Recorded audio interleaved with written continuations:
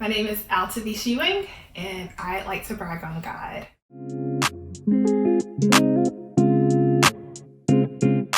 Prior to moving to California in 2018, I went through a tumultuous professional journey. So in 2011, I graduated with my PhD in genetics from Howard University, the real HU. In 2014, I left Washington, D.C. and relocated back to Atlanta, Georgia for the second time in my life to pursue a dream job as a cancer genetic counselor. About a year and a half into that role, it was time for me to take my certification exam. So I completed my certification application, and about a week and a half later, I received a notice that I was not eligible to take my exam. And the board actually explained because I did not have a master's degree in the profession, I was not eligible to sit for the exam. And they also went on to tell me that they did not recognize my PhD in the field. So of course I was devastated. I always saw it as a way for me to be able to give back to my family and my community. So I was really disheartened because I felt as though ultimately I was letting my community and my family down. I took the next 6 months, prayed and persevered, and appealed to the board, and I was granted permission to take the exam. Test day rolls around. I walk through the door to take the 200 question exam.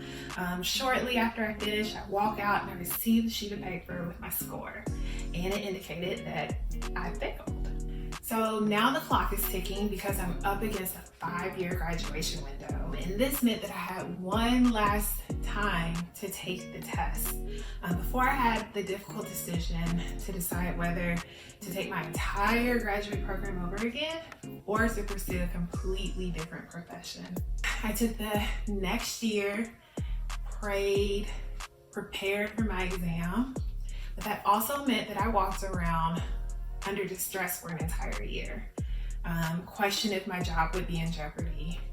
And I also suffered from imposter syndrome because I didn't know if I deserved to be a genetic counselor and didn't know if my qualifications would ever be recognized. So on August 24th, 2017, I walk into the testing center, again, prepared to take that 200 question exam. Within minutes of finishing, I walk out, receive a sheet of paper that marked my destiny. I slowly turned over that sheet of paper and read the words, "You passed." And my instinctive response was, "Thank you, Jesus." And somebody actually responded, "I know that's right, baby." I actually forgot that I was not the only person in the room, but at that point I did not care. I had a praise, and I walked out of my test with a testimony. I truly believe the floodgates of blessings have opened up for me. I've been able to pursue opportunities that I never would have imagined and make a difference in spaces that I never even knew existed. And because of that, I brag on God.